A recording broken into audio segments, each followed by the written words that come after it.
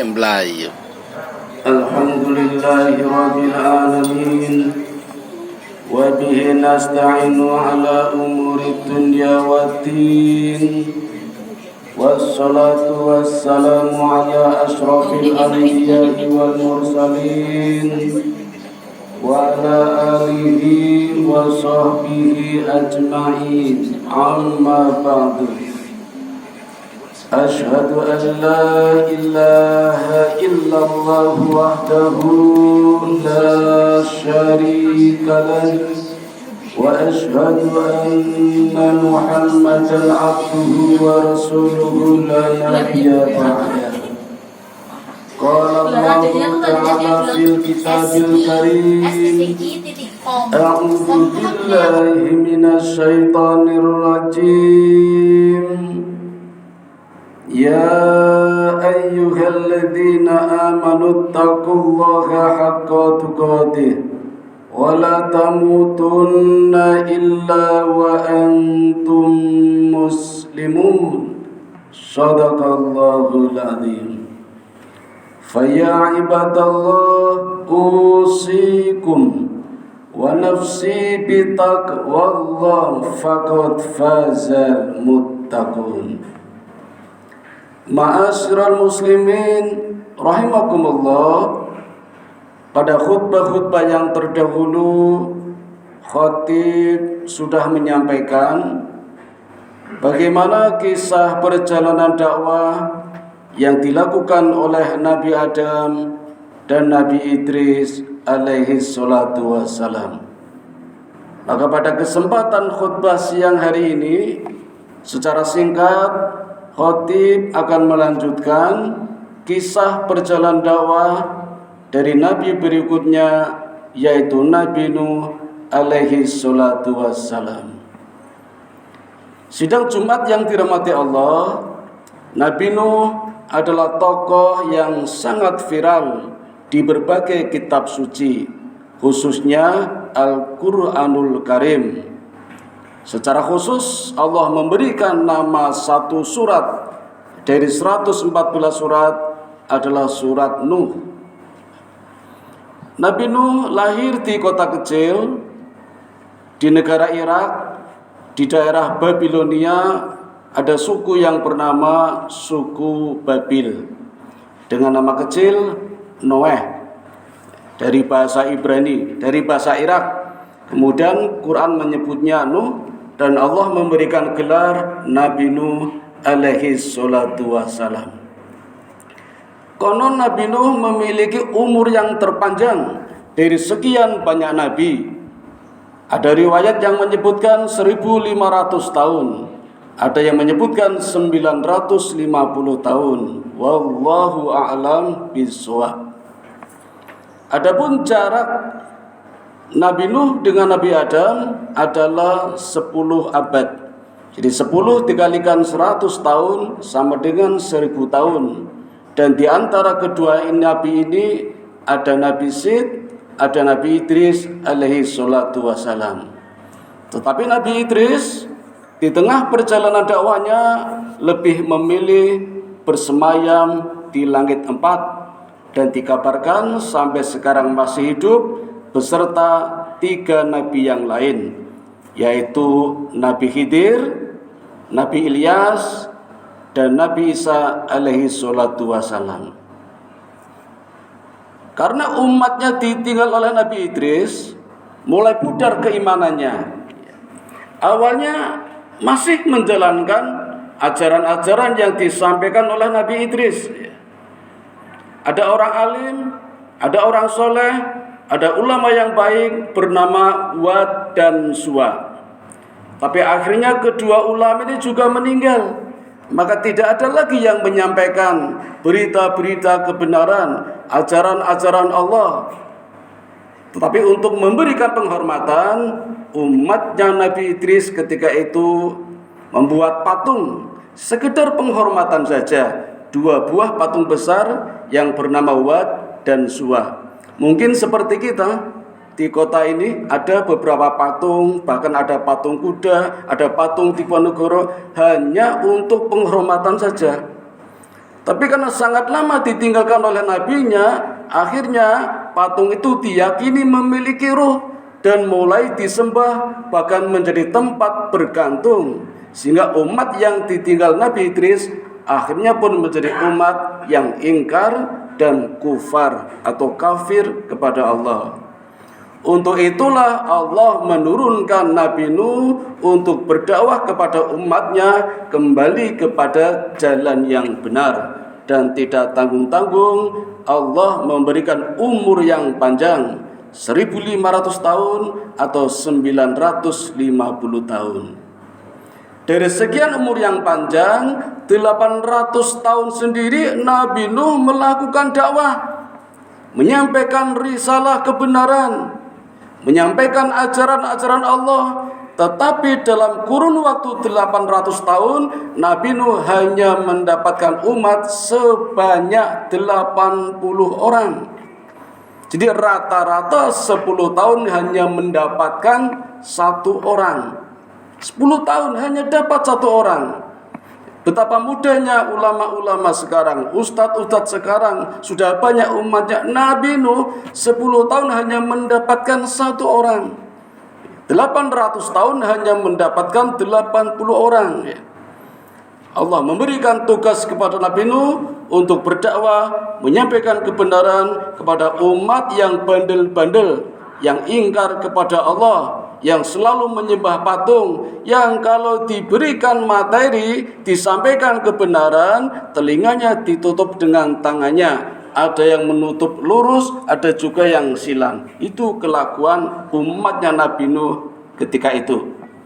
Jadi kalau zaman sekarang ada orang yang masih seperti itu, diceramai, telinganya ditutup, sama saja dengan umatnya Nabi Nuh ketika itu.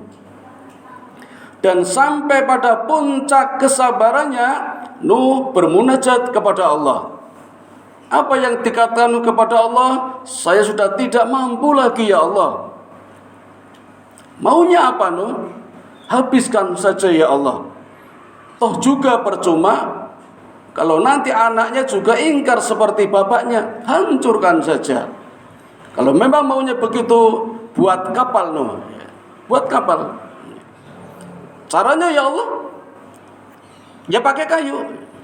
Caranya tanam pohon. Maka Nuh mulai menanam pohon dan membutuhkan waktu 50 tahun. Artinya apa? Perjalanan perlu perjuangan. Bukan zimzalabim, bukan seperti makan cabai, begitu dimakan langsung pedas. Allah tetap memberikan pelajaran kepada Nabi Nuh untuk tetap berjuang di dalam berdakwah. 50 tahun hanya untuk menanam pohon yang kayunya akan dijadikan kapal atau bahtera yang akan menyelamatkan umat-umatnya Nabi Nuh, dan itu perintah Allah.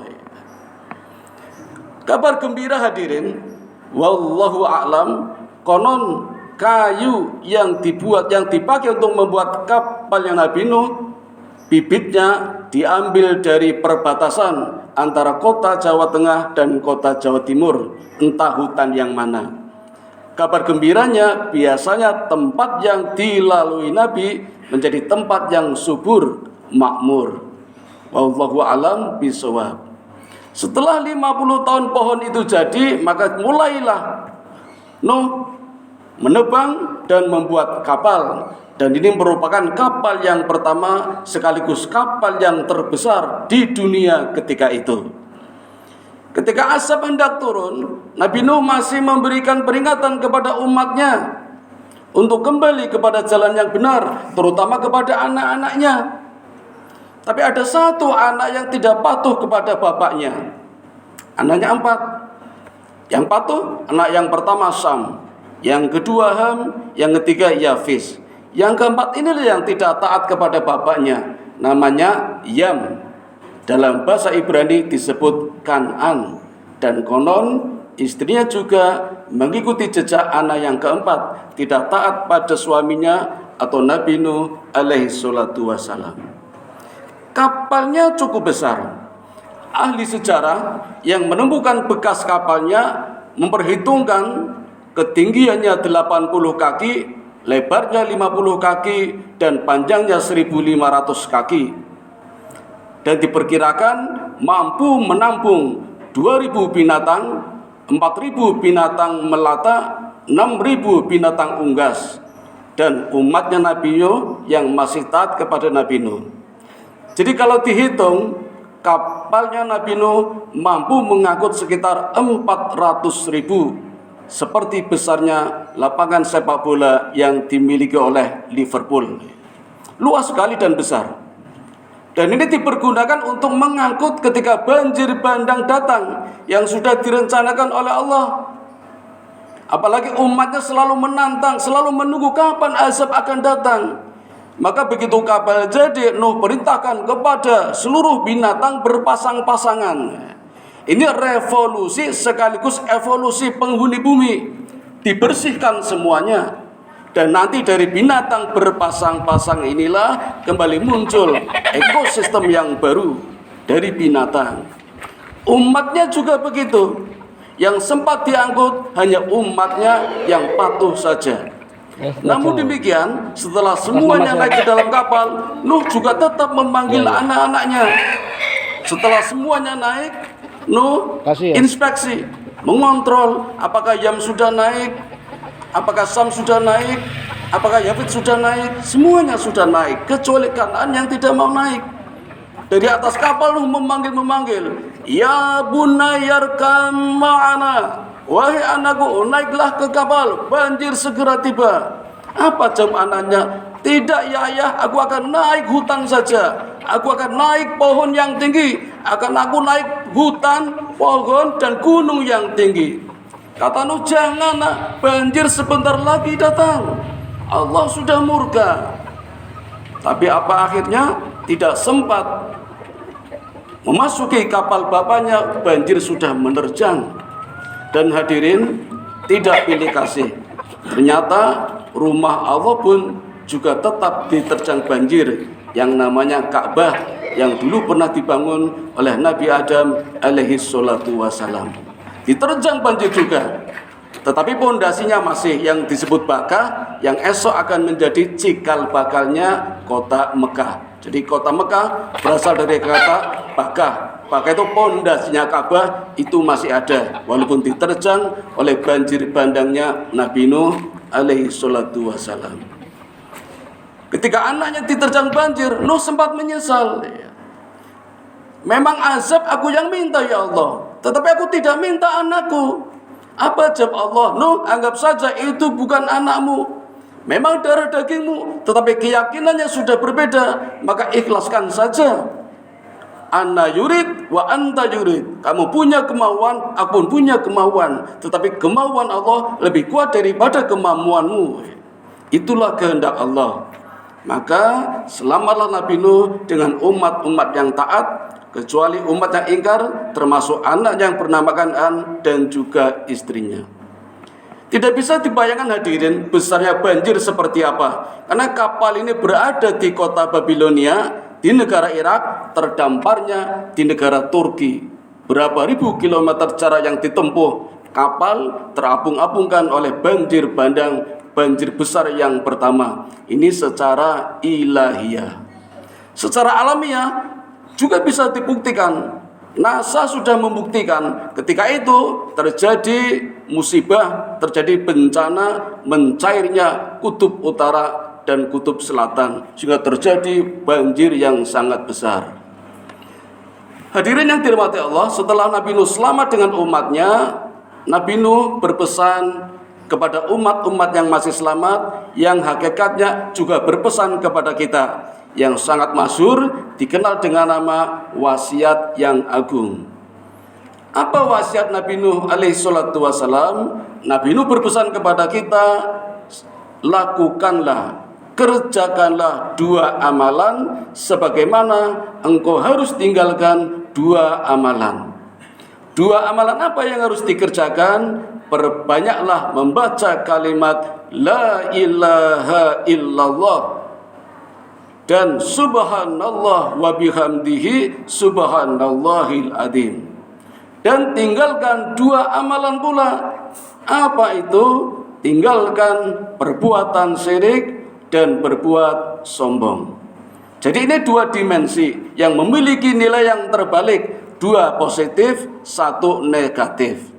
Kalau kita mengamalkan kalimat la ilaha illallah, pasti otomatis praktis sama saja meninggalkan perbuatan yang namanya syirik.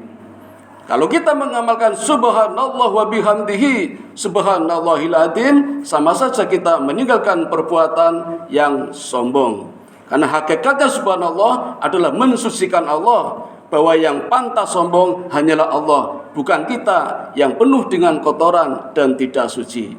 Inilah pesan Nabi Nuh kepada umatnya, kepada anak-anak yang selamat, yang hakikatnya juga pesan kepada kita. Mudah-mudahan kita bisa mengamalkan ajaran Nabi Nuh, Nabi yang sangat dimuliakan Allah dan dikenal dengan nama Abul Bashar Thani, Bapak manusia yang kedua. Karena yang pertama adalah Nabi Adam, yang kedua Nabi Nuh. Karena semenjak selesainya banjir bandang, tidak ada manusia lagi kecuali Nabi Nuh dengan umat-umat yang selamat. Maka Nabi Nuh dikenal sebagai Abul Bashar Tsani, Bapak manusia yang kedua. Demikian hadirin yang dapat kami sampaikan, mudah-mudahan ada manfaatnya. Wa qur rabbirfir warham wa anta khairur rahimin.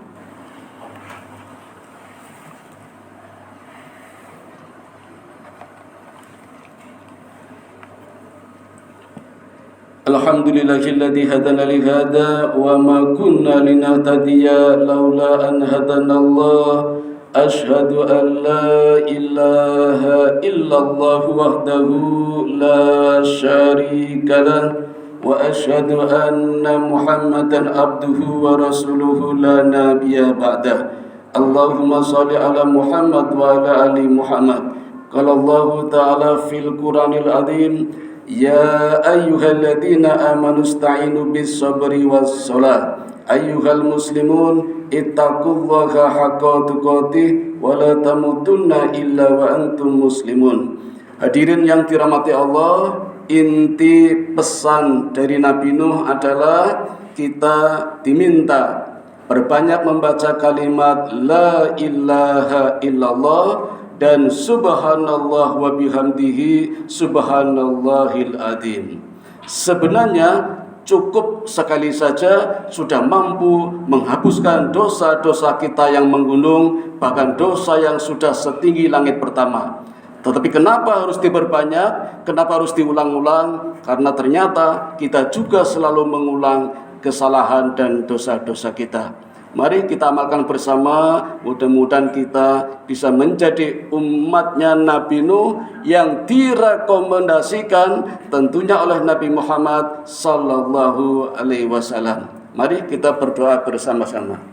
A'udzu billahi minasyaitonir rajim. Bismillahirrahmanirrahim. Innallaha wa malaikatahu yusholluna 'alan nabi. Ya ayyuhalladzina amanu sallu alaihi wa sallimu taslima. Allahumma salli ala Muhammad wa ala ali Muhammad kama shallaita ala Ibrahim wa ala ali Ibrahim wa barik ala Muhammad wa ala ali Muhammad kama barakta ala Ibrahim wa ala ali Ibrahim innaka Hamidum Majid. Allahumma ighfir lil muslimina wal muslimat wal mu'minina wal mu'minat al ahya'i minhum wal amwat innaka sami'un qaribun mujibud da'wat wa qadiyal hajat wa qati'us syahwat.